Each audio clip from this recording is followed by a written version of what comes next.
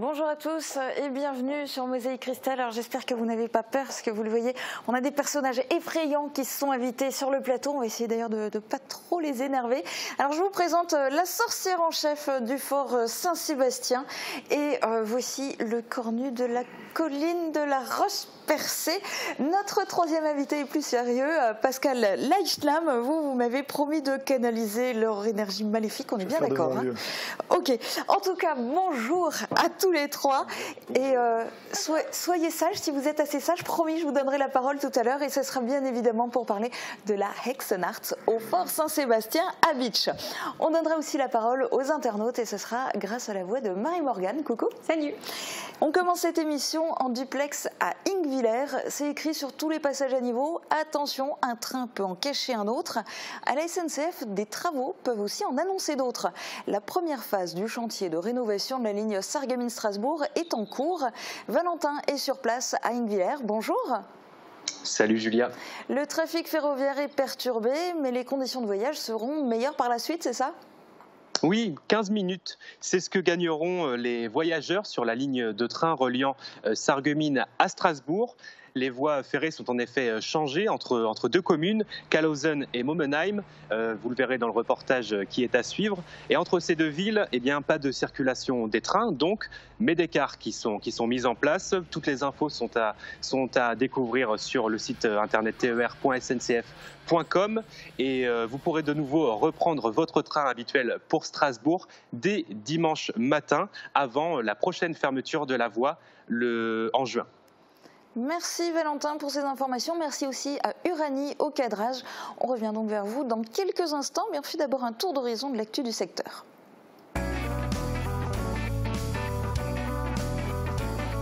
Un gagnant toutes les semaines, toute l'année, c'est chez Best, votre centre commercial à Paris-Bersvillers. L'abattoir de Sarreguemines veut augmenter sa capacité d'abattage et passer de 7000 tonnes à 23 000 tonnes par an. Cette augmentation pourrait entraîner des nuisances olfactives et environnementales. Une enquête publique est ouverte pour recueillir les avis des citoyens. Vous avez jusqu'au 3 mai pour laisser votre avis sur le site www.registre-dématérialisé.fr. La cave de Sarreguemines va déménager à côté de la CPAM. Ses locaux rue des Généraux-Crémer étaient devenus inadaptés. Au total, 230 m² de superficie avec un accès rez-de-chaussée idéal pour les personnes à mobilité réduite. Dans leurs nouveaux locaux, il y aura un espace multimédia avec un accompagnement pour les démarches en ligne, un accueil simple et un autre sur rendez-vous. Coût des travaux 450 000 €. Il devrait se terminer mi-mai. Le point relais bancaire, c'est le nouveau service de la boulangerie-pâtisserie L'Atelier Fariné à Bärental. Depuis la fin mars, le commerce propose aux clients de retirer entre 20 et 50 € grâce à leur carte bancaire. La banque de Bärental est fermée une grande partie de la semaine. La boulangerie espère ainsi combler le manque de services bancaires. Attention, seules les cartes bancaires du Crédit Mutuel peuvent profiter de ce service. Invisible, c'est l'une des caractéristiques de la schizophrénie. C'est aussi le titre du web documentaire que des étudiants de Metz ont consacré à cette maladie. Un thème choisi un peu par hasard qui leur a permis d'apprendre beaucoup et qui les a motivés pour combattre les préjugés. À travers leur webdoc qu'ils ont diffusé à Sarreguemines, les étudiants en journalisme dévoilent des témoignages de soignants, de familles de malades et de patients atteints de schizophrénie.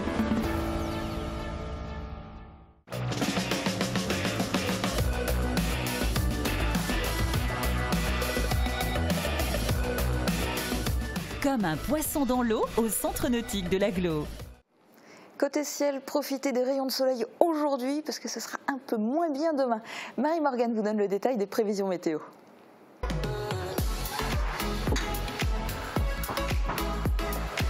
Waouh, mais comment tu fais pour avoir autant d'assurance ?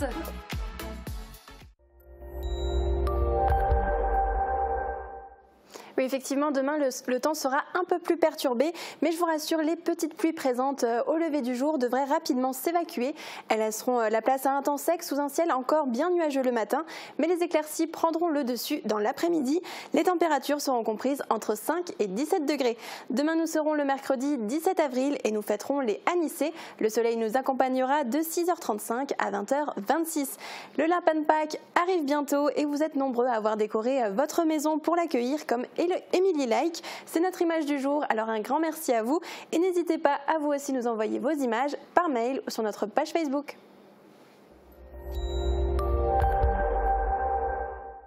Comment tu fais pour avoir autant d'assurance? C'est parce que j'ai toutes mes assurances au Crédit Mutuel. Et ça me libère. Assurance et prévoyance avec le Crédit Mutuel, ayez l'esprit libre.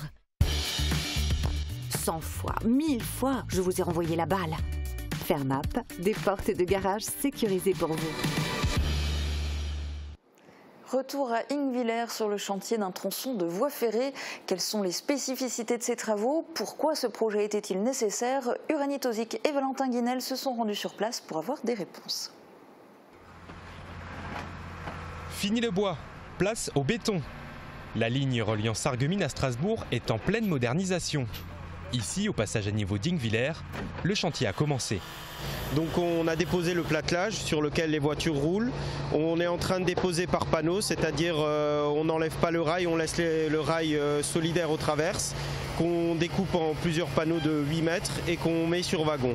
Ensuite on fait du terrassement et après on repose les nouvelles traverses qui seront en béton cette fois-ci, avec le nouveau rail et le nouveau platelage qu'on remettra aussi en béton. Cette ligne est la seule reliant Sarreguemines à Strasbourg. 11 km de voies vont être entièrement changées au total sur la distance qui sépare les deux villes. Ce qui est assez spécifique, c'est qu'on a 60 km de lignes qui sont fermées et nous devons intervenir sur quasi les 60 km. Donc c'est un chantier qui est assez étendu, qui nécessite beaucoup d'agents et notamment beaucoup d'entreprises afin de pouvoir faire les travaux dans le temps imparti. Le chantier sur cette ligne est important, plus de 15 millions d'euros. Il s'inscrit dans un vaste programme de modernisation et de développement des voies et gares du Grand Est. La fin des travaux pour la ligne est prévue le 21 septembre. Elle sera cependant réouverte dès le 1er septembre. Et ces travaux sont très attendus. Michael Roming, chef de projet en charge des travaux de renouvellement des voies ferrées, nous explique pourquoi. Michael Roming, qu'est-ce qui est attendu grâce à ce chantier ? L'objectif du projet, c'est donc de supprimer cette limitation de vitesse, de manière donc à relever la vitesse donc à 110 km/h à l'issue des travaux. Donc pour ce faire, les travaux vont se dérouler donc en 2 étapes. Une première étape donc de fermeture de ligne qui se déroule donc actuellement en semaine donc 15 et 16 durant les vacances de printemps. Donc une deuxième étape de travaux principaux qui va se dérouler donc cet été, donc à partir du 8 juin jusqu'au 1er septembre. Et donc entre ces 2 périodes de fermeture de ligne continue, on aura donc des travaux des travaux qui se dérouleront également la nuit. Voilà, donc sur ligne exploitée. Justement, en parlant de ces prochaines étapes, est-ce que vous pouvez nous en dire plus ? Oui, donc on va refermer la ligne, donc, comme je disais, à partir du 8 juin, donc de manière continue. Donc, on n'aura plus du tout de trains qui circuleront sur la ligne. On va mettre des cars de substitution donc, en place. Et donc, durant ces travaux-là, on va donc, régénérer donc, l'ensemble des constituants de la voie, donc rails, traverses, ballast. On va régénérer également un certain nombre de passages à niveau, de manière donc, à relever cette vitesse à l'issue des travaux le 1er septembre.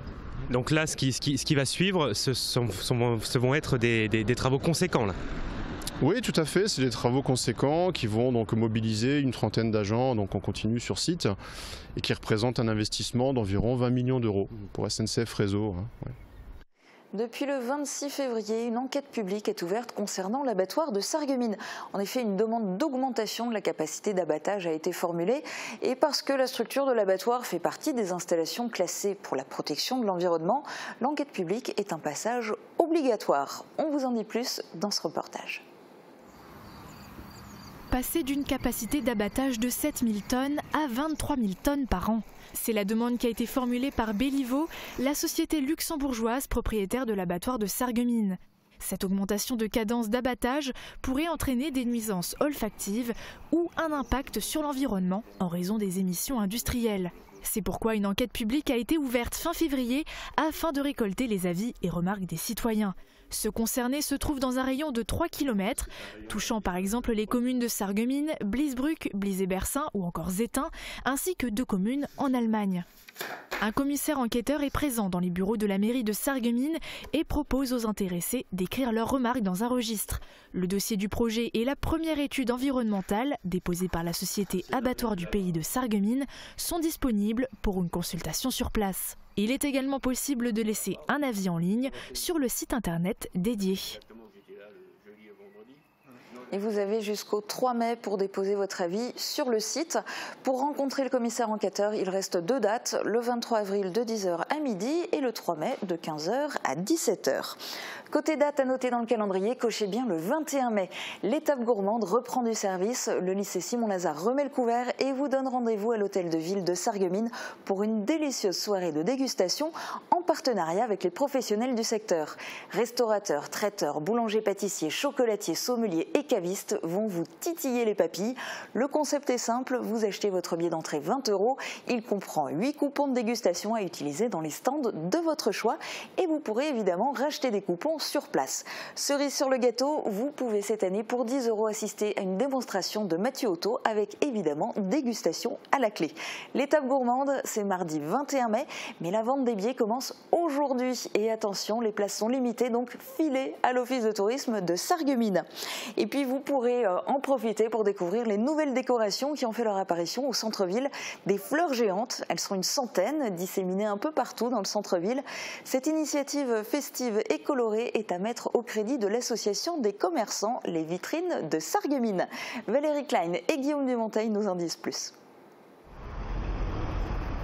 Compte tenu de leur taille et de leur couleur éclatante, elles ne passent pas inaperçues. Depuis hier, l'entreprise Toucom est en train de déployer une centaine de ces fleurs géantes à différents endroits du centre-ville. On les retrouvera, ou on les retrouve déjà, dans les rues de l'Église, de Verdun ou encore Sainte-Croix. Nous avons mis ces fleurs géantes dans l'ensemble des rues du centre-ville de Sarreguemines pour que petits et grands puissent profiter d'une ville encore plus festive avec des fleurs qui annoncent le printemps, qui annoncent la belle saison, qui annoncent la belle humeur et puis surtout que les gens aient envie de se balader à Sarreguemines plus précisément, puisqu'il n'y a qu'à Sarreguemines que ces fleurs géantes seront. Ces décorations en plastazote rendent aussi hommage au travail des jardiniers de la ville, dont la qualité est reconnue nationalement. Elles constituent en quelque sorte un jardin supplémentaire, visible jusqu'au 7 mai. À Pâques, les adhérents de l'association Les Vitrines de Sarreguemines offriront également à leurs clients des gerberas. Autant d'initiatives florales pour essayer de redynamiser le commerce de centre-ville. Pâques, c'est ce week-end. Mosaïque Cristal a voulu savoir ce que vous pensez de la fête de Pâques et surtout comment vous célébrez cet événement. Voici vos réponses. Qu'est-ce que Pâques pour vous ? Pâques, c'est déjà une fête religieuse, c'est la mort du Christ et puis c'est la résurrection, c'est un vrai message d'espoir, c'est quelque chose qui est important pour les chrétiens qui pratiquent le christianisme. Pâques, c'est la période du renouveau, tout renaît à nouveau, des couleurs, du printemps. Pâques, c'est disons une fête religieuse. C'est la résurrection du Christ. Et beaucoup de personnes l'oublient, hélas. C'est d'abord une fête de famille, c'est sûr. Surtout que j'ai un fils de 6 ans. Depuis qu'il cherche les œufs dans le jardin. C'est d'autant plus vrai parce que moi, étant gosse, ça ne m'intéressait pas. Pâques, c'est les chocolats. C'est le bonheur des enfants. Déjà, c'est une fête familiale, une fête religieuse aussi un petit peu, et le fait aussi de se retrouver tous ensemble. Aussi. Pour moi, c'est une grande fête. Vous savez, Pâques dans le temps, c'était la famille, c'était sûr, mais de nos jours, c'est pratiquement plus grand-chose. Voilà. Vous fêtez Pâques ? Pas du tout. Déjà, je reçois les petits-enfants et la famille. Donc, il y a un repas familial qui se met en place. C'est une ambiance un peu particulière. C'est le lapin de Pâques qui passe le matin. Pour Pâques, on essaye de rendre sa maison de nouveau propre avec le ménage de printemps. On met des décorations. Déjà, disons, on va à l'église et puis on invite les enfants. On réunit les enfants, cache les chocolats. Nous, déjà, on le fait avec les enfants. On fait ils font leur petit nid de Pâques. Voilà. Le lendemain matin, c'est le petit chocolat qui est dans le nid de Pâques. Et après, on le fait en famille. On est tous ensemble. On va chercher les œufs de Pâques dans le jardin ou dans la forêt. Oui, on fait la décoration et puis on fait aussi les cadeaux pour les petits-enfants. Vous, qu'est-ce que vous faites pour Pâques ? C'est comme tous les dimanches, voilà. Si je vous demande 3 mots pour Pâques, ce seraient lesquels ? œuf, famille, fête. Fête religieuse, le rassemblement de la famille. La résurrection, l'avenir et puis l'allégresse. Chocolat, œufs de Pâques, lapin. Et juste après Pâques, il y aura la Hexennacht, la nuit des sorcières. On en parle dans un instant avec nos invités. Et puis ensuite, on vous emmènera en balade au Pays d'Albe. A tout de suite.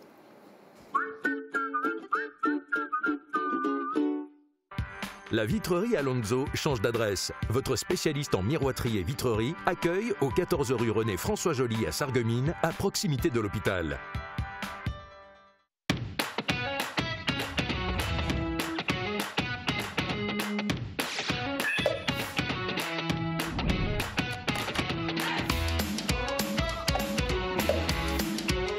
Ça se fête. L'anniversaire, c'est chez Best, votre centre commercial à Phare-et-Bersvillers, du 1er au 27 avril. Confiez votre véhicule au garage de l'Albe. Notre équipe dispose des dernières technologies. Bancs de géométrie 3D, cabines de peinture et produits hydro, de la mécanique rapide et toute une gamme de véhicules d'occasion labellisés Car Garantie. Profitez de nos 1000 références de pneus à des prix défiant toute concurrence. Garage de l'Albe, la qualité relève du bon sens.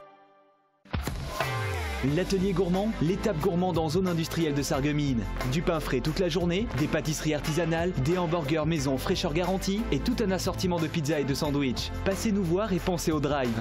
En ce moment, destination évasion avec le wrap Viva Mexico et le menu bacon New York. Toutes les tendances déco sont chez Pink, saison par saison et pour toutes les occasions. Votre paradis déco vous accueille sur plus de 1000 mètres carrés. Venez chez nous. En plus, le parking est gratuit à l'arrière du magasin. Pink, à Sarrebruck, à côté de l'Europa Galerie.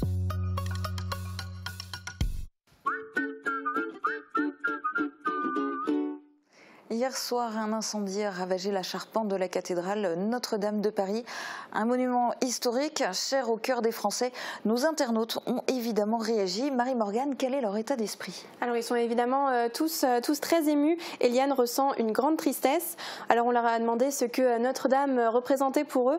Et Marianne a écrit un haut lieu de la chrétienté, mais aussi un édifice culturel connu dans le monde par son architecture, ses trésors, et aussi un lieu de commémoration de nombreux événements depuis près de 8 siècles. René a écrit: c'est un monument qui fait partie de notre patrimoine. On ne peut qu'être navré qu'une chose pareille arrive. Nous pensons déjà à sa reconstruction. Malheureusement, les matériaux d'époque ont été ravagés par les flammes. Et Joël a répondu: lorsqu'un monument faisant partie de l'histoire d'un pays est touché, c'est toujours une grande perte. Je pense que toutes les personnes conscientes de l'importance des dégâts sont toutes attristées. Que ce soit en France ou dans d'autres pays, de telles catastrophes ne laissent personne indifférent. Merci Marie-Morgane. Alors, est-ce qu'une sorcière et un cornu sont sensibles à une telle catastrophe? Sincèrement, je ne vais pas me risquer à poser la question. Vous êtes plutôt du genre à jouer des vilains tours. Mais vous, Pascal Leishtam, c'est quelque chose qui vous a touché? Disons qu'il me serait difficile de venir sur votre plateau de parler de festivités sans parler de la catastrophe nationale qui nous a tous touchés hier soir. Et en l'occurrence, on parle de patrimoine, et si on veut un peu faire la liaison entre les deux sites, et encore il y a un monde entre, nous aussi on œuvre pour le maintien d'un patrimoine très petit par rapport à ce qui s'est passé au niveau de Paris, mais je pense qu'il faut avoir connaissance de ce qui s'est passé et puis être attristé par rapport à ces faits. Alors vous œuvrez au niveau du patrimoine au Fort Saint-Sébastien, à Bitche. Concrètement, ça consiste en quoi? Parce qu'on va parler bien sûr de la grande animation là qui se profile, mais il y a d'autres choses, il y a du travail tout au long de l'année. Oui, bien sûr, l'association elle est vieille de 23 ans, donc on a essayé à l'époque de sortir ce site de la décharge qui était autour de ces murs. Donc c'est un travail de longue haleine, 23 ans c'est pas rien. Et donc on organise des activités sur le site, en l'occurrence la Hexennacht, qui a changé de nom cette année, qui est devenu l'univers ensorcelé d'Alsace-Lorraine, pour élargir tout ça, parce que la Hexennacht s'arrête aux frontières du Beacherland. En termes de nom. Ceci dit, la Hexennacht, c'est aussi cette fois-ci parce que la sorcière en chef a décidé de prendre sa retraite, c'est ça? Vous avez quel âge? Oh, je suis très vieille, mais vous savez, vous n'avez pas besoin d'avoir peur de moi. Je suis très gentille. Une sorcière gentille, ça existe. Alors, la Hexennacht, du coup, pour vous, c'est quoi? C'est l'occasion de faire un casting géant et de recruter celle qui va vous succéder, c'est ça? Eh bien, en fait, vous me demandiez quel âge j'ai 160 ans. 160 ans que je dirige le fort et sa forêt magique. Je suis devenue vieille, même si ça ne se voit pas, et un peu gâteuse. Alors, il me faut trouver une relève, vous comprenez? Donc, J'attends le week-end du 26, 27, 30 pour que les visiteurs viennent m'aider. Parce que dans ma forêt magique, j'ai plein de sorcières. Elles ont plein de qualités. Des artistes, des sportives, plein de qualités, mais elles ont toutes quelque chose en commun. Ce sont de gentilles sorcières. Mais pour les diriger, finalement, le Cornu, il pourrait peut-être vous succéder, Cornu, prendre la relève de la sorcière en chef. C'est pas votre rêve diabolique, ça? Alors, non, pas vraiment. Alors, diabolique, ce mot me fait rire. Le diable, c'est un peu moi aussi. Voilà, vu que les chrétiens se sont servis de mon image pour représenter le mal, le diable, alors que c'est totalement faux. À savoir, je suis descendant d'une sorcière qui a eu un rapport contre nature avec une créature de la forêt. Je suis le gardien de la roche percée où se déroule la nuit des sorcières, aussi appelée la Hexennacht, mais chez les païens, c'est appelé Walpurgis, une fête ancienne, très ancienne, qui se perd dans la nuit des temps. Alors, il y a l'air d'avoir des personnages très particuliers qui gravitent autour du fort Saint-Sébastien. Vous êtes sûr de réussir à canaliser toutes les énergies, y compris les maléfiques? Oui, bien sûr. Alors, vous avez la sorcière que vous avez interviewée tout à l'heure, qui est juste à ma gauche, qui fait partie du premier week-end. Il ne faudrait pas tout mélanger. Et donc, le Cornu fait partie du deuxième week-end. Donc, il y a deux thématiques. Le premier week-end, c'est familial. Et le deuxième week-end, c'est plutôt sous l'esprit de la peur et du cinéma, du film d'horreur, quoi, tout simplement. Alors, en termes de date et en termes de programme, il se passe quoi exactement? Quel jour? Est-ce qu'on peut en dévoiler un peu plus? Oui, bien sûr, avec plaisir. Donc, le 26, 27 et 30, on est sur la partie familiale. Donc, c'est pour les petits et les grands.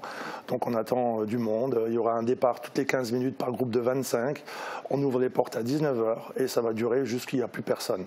Donc il y a moyen de réserver des places déjà sur un site, je le donnerai tout à l'heure, en sachant qu'il y a une trentaine d'artistes, de bénévoles sur le site pour animer. Donc c'est 700 mètres quand même de parcours, ce qui n'est pas rien. Et sur une durée d'à peu près 45 minutes. Le deuxième week-end, donc c'est le 3 et 4 et le 7 mai. Donc là, on est dans la peur. Donc là, c'est vraiment quelque chose de terrifiant. On est vraiment dans un film d'horreur. Donc pour les âmes sensibles, je préfère les avertir. Et donc là aussi, par contre, on ouvrira sur les coups de 21h, à la nuit tombée. Pour que l'effet soit vraiment au maximum. Alors sans tout dévoiler, mais histoire de donner encore plus envie aux téléspectateurs de vous rejoindre dans cette aventure, vous avez réalisé une super vidéo, donc on va regarder. À Bitche, en 2019, la Hexennacht devient l'univers ensorcelé d'Alsace-Lorraine. Les amis du Fort Saint-Sébastien vous proposent 2 week-ends d'animation. Tout d'abord, les 26, 27 et 30 avril, à partir de 19h. Participez à une balade contée théâtralisée à la lueur des lampions, avec plus de 30 figurants costumés dans la forêt magique du fort. Eh oui, c'est mon week-end. Après 160 ans de bons et loyaux services au fort, il est enfin temps que je prenne ma retraite. Mais qui va me remplacer? Venez donc, en famille ou entre amis, m'aider à trouver ma remplaçante. Il est temps que tu partes, vieille sorcière. Les 3, 4 et 7 mai, c'est la peur qui s'emparera du fort et de sa forêt. Avec attention, un parcours terrifiant, réservé à un public averti.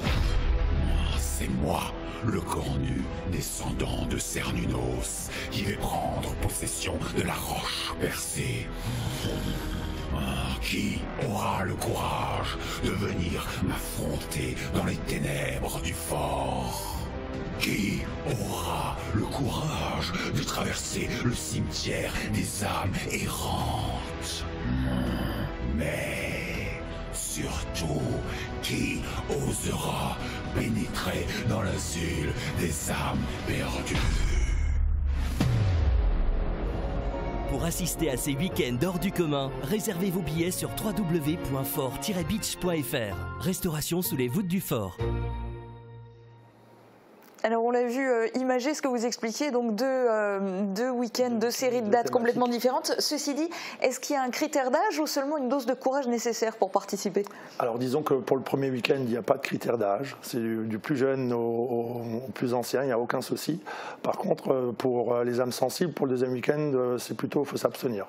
Donc voilà. Donc vous conseillez à partir de quel âge le deuxième week-end? Écoutez, à partir de 15-16 ans, en fonction si les parents veulent bien les laisser partir sur ce parcours. Ah oui, c'est vraiment costaud. Ce sera vraiment très costaud et il y aura quelques surprises. Je ne veux pas tout dévoiler, mais il y aura finalement le cimetière des âmes perdues. Et puis justement l'asile, il y aura un asile aussi.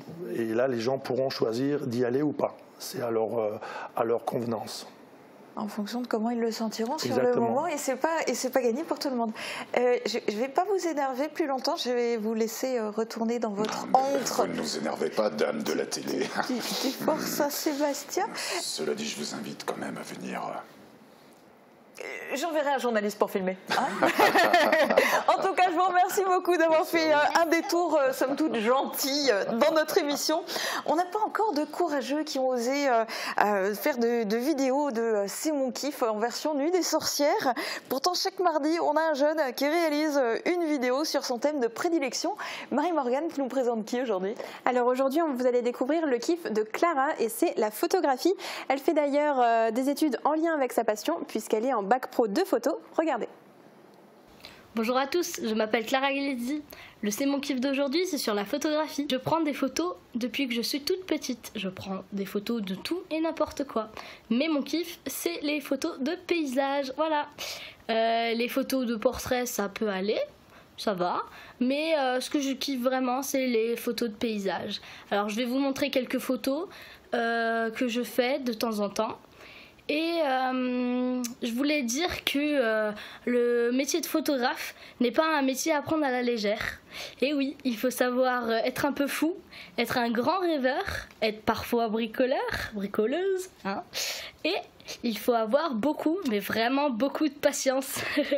Allez, bonne journée, au revoir.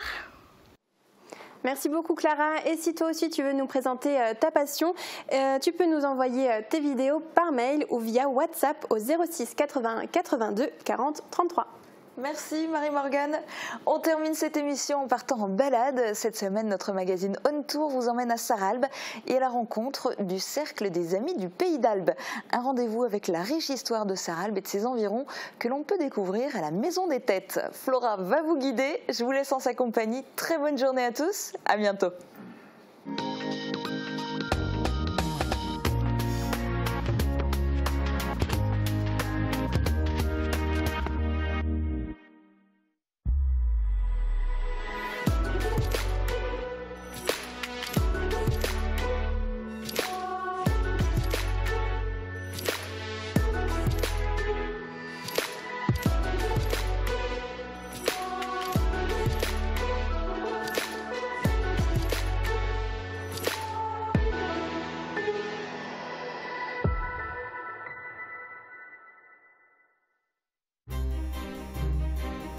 Bonjour à tous et bienvenue dans cette nouvelle émission. Cette semaine, nous sommes on tour à Sarralbe et on va parler d'histoire.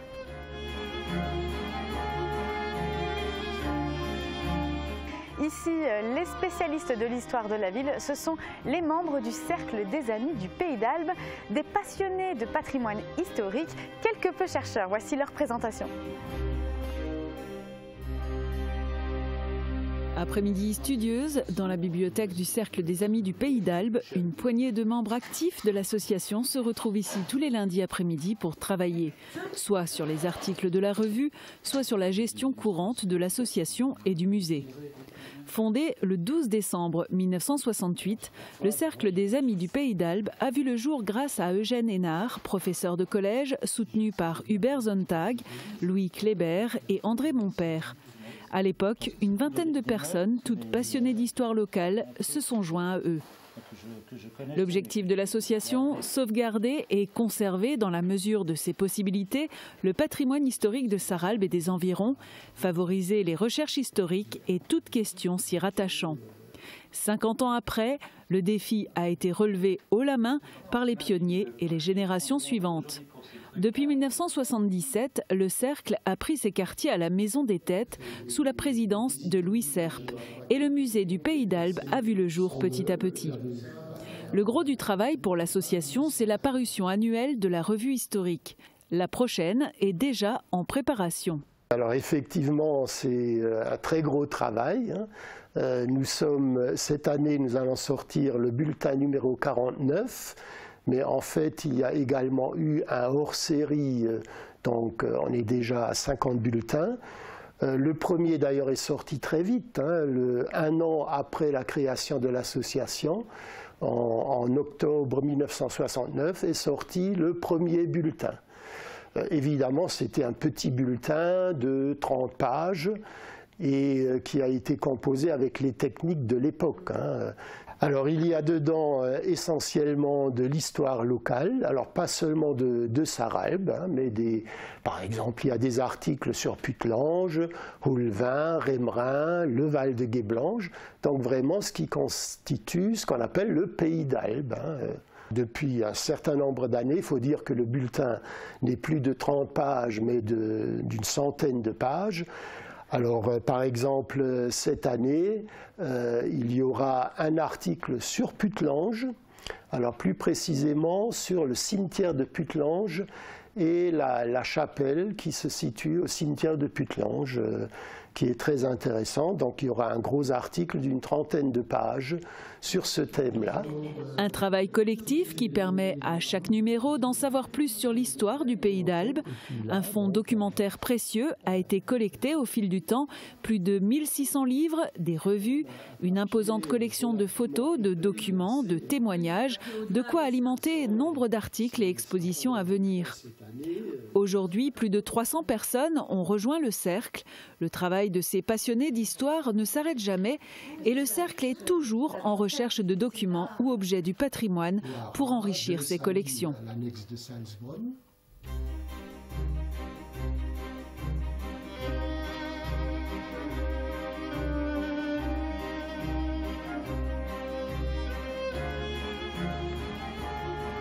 Jean-Michel Engel, là on se trouve dans l'une des salles du musée, on est où exactement? Alors ici on se trouve dans ce qui était l'ancienne salle d'audience du tribunal cantonal. Donc il y avait évidemment une estrade pour le juge et ses assesseurs, bon, aujourd'hui disparus, mais effectivement mes premiers collègues avaient encore connu ce décor lorsqu'ils sont arrivés dans cette salle. Et alors aujourd'hui, sur quoi travaille l'association? Alors l'association a en fait deux points forts. Le bulletin annuel qui recueille en fait toutes les recherches d'histoire locale et régionale aussi. Et le deuxième point fort, c'est évidemment le musée pour lequel nous organisons des visites, notamment les dimanches après-midi d'été, juillet-août, et pendant toute l'année, sur demande de groupes, nous pouvons organiser ces visites. Et cette année, d'ailleurs, nous réorganisons certaines salles du musée. D'accord, mais alors concrètement, concernant l'histoire de Sarralbe, est-ce qu'il y a vraiment encore des choses à découvrir ou est-ce qu'on a à peu près découvert toute l'histoire de Sarralbe? Il y a toujours des choses à découvrir, malgré 50 années de recherche réalisées par tous nos prédécesseurs. Il y a des sujets à approfondir. Par exemple, encore concernant les salines, concernant les fabriques de chapeaux qui ont existé à Sarralbe. Et évidemment, il y a l'histoire de Sarralbe à écrire, puisque la dernière monographie de Jacques Touba remonte à 1918 et en allemand. Donc maintenant, il faudrait sortir une nouvelle histoire de Sarralbe en français et surtout réactualisée. Ah oui, effectivement. Alors pour 2019, qu'est-ce qui est prévu ? Alors pour 2019, donc en dehors de la rénovation de certaines salles, nous organisons également une visite guidée sur le parcours des cigognes avec le spécialiste que tout le monde connaît bien, Dominique Klein, qui parlera des cigognes, et l'un de nos représentants parlera de l'histoire du patrimoine au cours de cette visite. Oh, mais c'est plutôt intéressant. Il y a aussi des choses qui vont se passer au musée, évidemment, pas seulement à l'extérieur. Oui, oui, tout à fait. Bon, pour cette visite-là, je pense qu'elle sera uniquement à l'extérieur, hein, mais on passera devant la Maison des Têtes, puisque nous avons un nid de cigogne au-dessus de nous. Et bon, par ailleurs, il y aura les visites habituelles au musée même. Et je vous propose maintenant de découvrir ce lieu, ce musée. Rares sont les associations ayant pu monter un musée tel que le musée du Pays d'Albe. Ici sont rassemblées 5 décennies de recherche et de conservation. Chaque salle aborde une thématique de l'histoire locale. La ligne Maginot-Aquatique occupe l'une des salles. L'eau est omniprésente autour de Sarralbe et les stratèges ont imaginé se servir de cette géographie particulière pour en faire une ligne défensive par un ingénieux système d'inondation. Cette exposition est le point de départ d'une visite guidée qui se poursuit ensuite sur le terrain. Les inondations à Sarralbe, on connaît. On vit ici entre la Sarre et l'Albe, et si parfois l'eau a envahi les rues de la ville, elle est aussi l'élément qui a permis son développement. Le patrimoine industriel et artisanal occupe même 2 salles du musée, l'une consacrée au sel et à l'usine Solvay, l'autre s'intéresse au volet artisanal et évoque entre autres les manufactures de chapeaux de paille ou les moulins et les forges. Le patrimoine religieux est un élément important de l'histoire de Sarralbe. La cathédrale de la Sarre a connu bien des aventures en plus de 100 ans. Entre les dommages des combats de 40 et la foudre, rien ne lui a été épargné et pourtant elle est toujours là. Et le musée témoigne de son histoire. Enfin, le Pays d'Albe, c'est aussi la ruralité. Ici, on vivait presque en autarcie. On découvre ainsi les outils d'autrefois qui ont peu évolué jusqu'à l'arrivée de la mécanisation. Objets insolites et singuliers, documents uniques, photos parfois inédites, le musée du Pays d'Albe raconte l'histoire de Sarralbe et sa région comme aucun livre ne saurait le faire. Un lieu où chaque élément est un morceau de la mémoire des habitants du Pays d'Albe.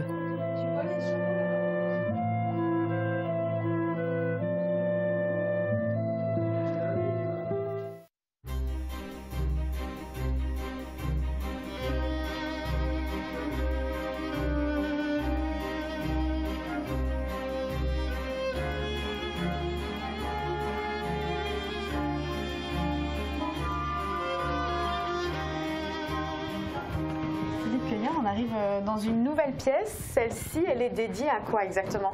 Donc la pièce dans laquelle nous nous trouvons ici donc, est dédiée au sel. Donc le sel qui avait vraiment une très grande importance à Sarralbe. Parce que n'oublions pas que dans le temps, le sel c'était considéré comme l'or blanc.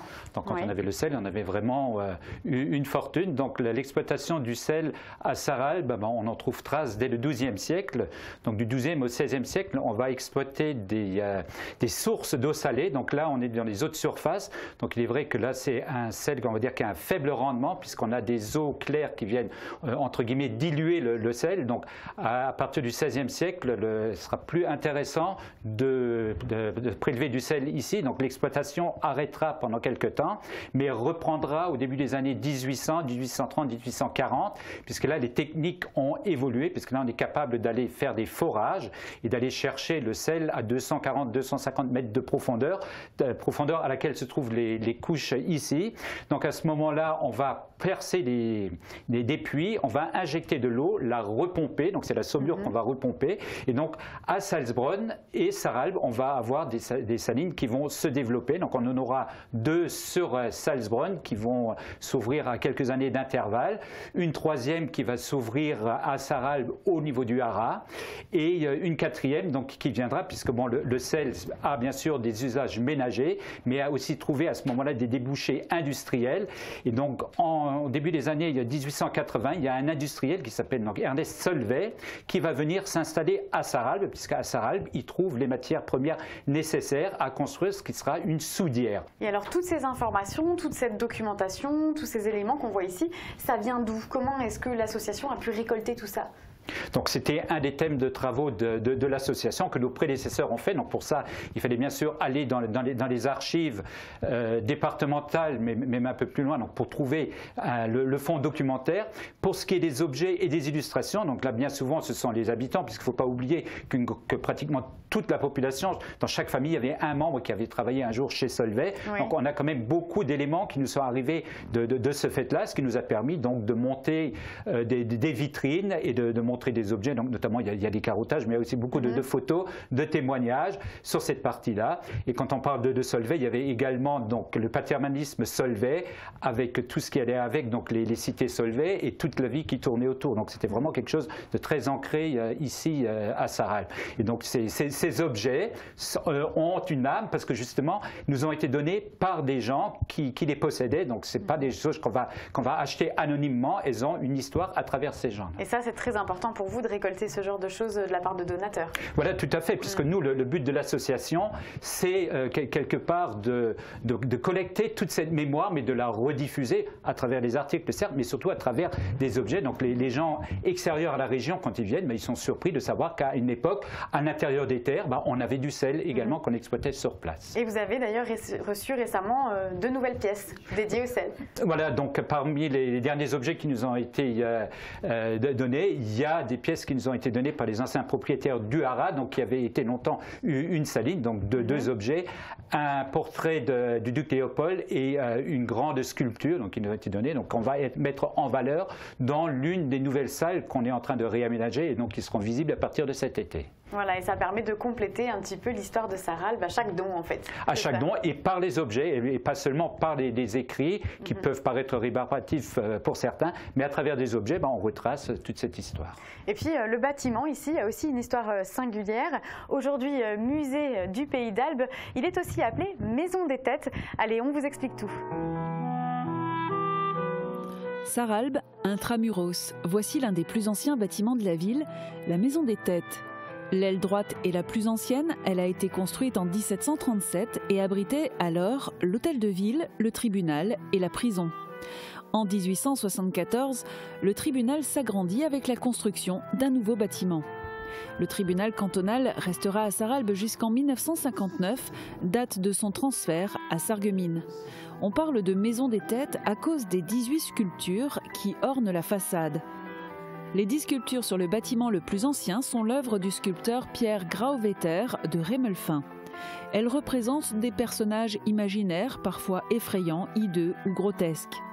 Sur le bâtiment du tribunal, les sculptures représentent des personnages ayant réellement existé ou des représentations symboliques.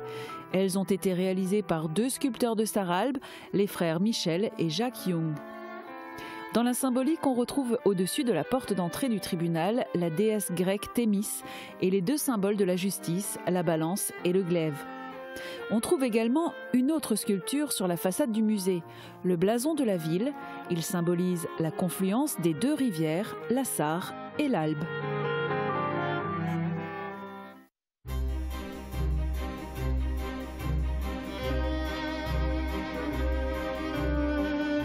Voilà, cette découverte de Sarralbe est terminée.